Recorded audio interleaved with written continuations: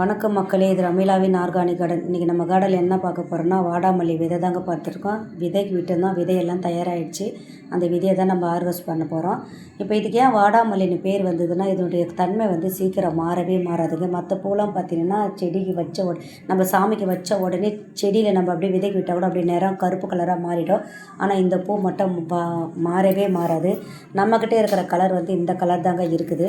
இதை கட்டி நம்ம எவ்வளோ ஒரு 3-4 மாதத்துக்கு நம்ம சாமி போட்டால் கூட இந்த கலர் மாறவே மாறாது, அப்படியே தான் இருக்கும். அதுக்கு தான் இதுக்கு வாடாமல்லின்னு பேர் வந்தது. இந்த வாடாமல்லி பார்த்திங்கன்னா நான் பல்லவரம் சந்தையில் தான் வாங்கினேன். ஆனால் இது வாங்கிட்டு நம்ம வச்சப்போ நான் 5 செடி குட்டி தொட்டில் தான் வச்சுருக்கேன். 5 செடி நம்மளுக்கு கொடுத்தாங்க. 4 எலி கட்சி போட்டுச்சு, மீதி 1 தான் இது வச்சுது. சூப்பராக பிரம்மாண்டமாக வரும். இது வேர் அவ்வளோவா போகவே போகாதுங்க. ஒரு குட்டி பாட்டில் தான் நான் வச்சுருக்கேன். வேர் பார்த்திங்கன்னா ரொம்ப குட்டியாக தான் இருக்கும். சில விதையில் சில பேருக்கு விதை எப்படி இருக்குதுன்னே தெரியாதுன்றாங்க. ஒன்றில் 20 இருக்கும், 30 இருக்கும், ஒன்றில் 10 இருக்கும், 5 இருக்கும். இப்போ பாருங்கள், இது ஒரே ஒரு விதையாக இதில் எடுத்து காட்டுறேன் பாருங்கள். நான் விதை இதில் ஒரே ஒரு கணு மட்டும் நம்ம எடுத்துகிட்டுவோம், தனியாக எடுத்துகிட்டுப்போம் அந்த கணுவை. அது எடுத்துகிட்டு போனீங்கன்னா அந்த ஒரு கணுவுக்குள்ளே இன்னொன்று சின்னதாக இருக்கும். இது பார்த்திங்கன்னா நம்ம கடு சைஸையோ வெந்தய சைஸோ அந்த மாதிரிலாம் இருக்காது. கலரு பார்த்திங்கன்னா ஒரு குட்டியாக இருக்குங்க.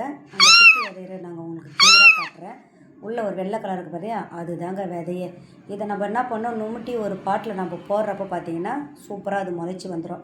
இது பார்த்திங்கன்னா எங்கள் ஊரில், நான் இப்போ பிறந்த ஊரில் பார்த்திங்கன்னா முத்தலம்மன் கோயில் கிராம தேவதை இருக்கும். அங்கெல்லாம் பார்த்திங்கன்னா நான் சின்ன வயசில் இருக்கிறப்போ இதை பெருசாக மாலை கட்டி போடுவாங்க. மாலை கட்டி போய்ட்டு அந்த மாலையை அந்த கோயிலாண்டே தூக்கி போட்டுருவாங்க. ஒரு மழை ஒன்று வந்ததுன்னா போதுங்க, செமையாக பம்பை கட்டின்னு இருக்கும்.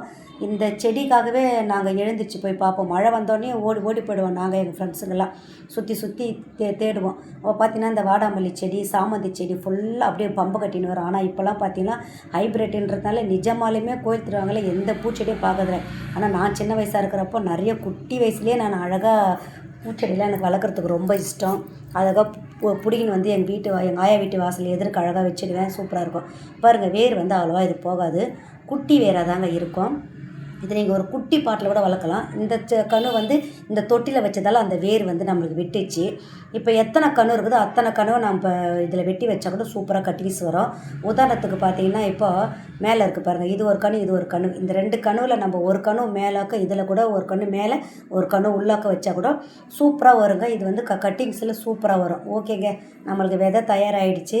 இந்த மாடித்தோட்ட நண்பர்களுக்கு 2ஆம் மாதம் நம்ம மீட்டிங் வைக்க போகிறாங்க இல்லையா, அப்போ எல்லாருக்கும் நான் இலவசமாக அந்த விதையை நான் பகிர போகிறேன். அதுக்காக தாங்க நாங்கள் இந்த பண்ணேன். இதை எப்படி ஸ்டோர் பண்ணோன்னா, இதில் சாம்பல் கொட்டி வைக்கலாம், விபூதி கொட்டி வைக்கலாம், அழகாக ஃப்ரிட்ஜில் வைக்கலாம், ஸ்டோர் பண்ணி வைங்க. ஓகே மக்களே, பாய்.